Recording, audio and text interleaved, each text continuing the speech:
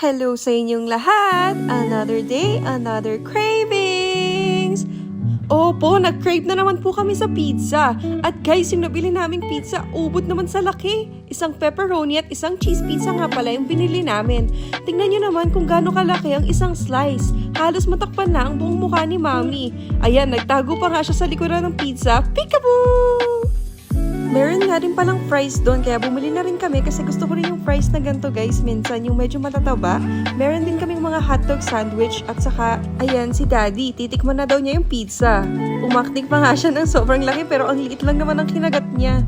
At ito naman si Cassie nakipag-cheers pa sa akin at alam nyo ba, hinati pa niya yung pizza slice niya pero alam nyo, nakatatlo yata yan.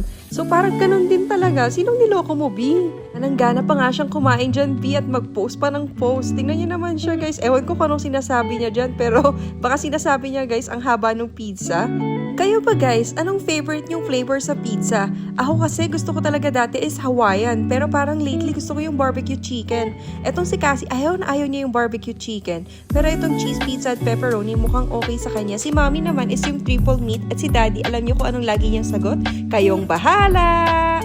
So guys, kahit makaisa o dalawang slice ka lang, talagang busog ka na. Samahan pa ba namin ng price? Nakakita pa nga ako ng cheese powder. Ito talaga yung favorite ko eh. Ewan ko ba sa kanila, favorite nila yung barbecue powder.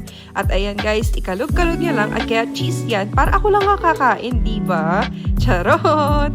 Pero ayun lang, sana nag-enjoy kayong manood na kumain kami. Sabihin nyo lang kung ano pa yung mga gusto nyo mapanood sa amin. Medyo hindi na rin kami masyadong nakakapag-edit lately eh. Pero hayaan nyo, sisipagan pa lalo ni Cassie mag-edit ng mga videos. Masipag naman kami mag-video eh, hindi lang mag-edit. Bye-bye!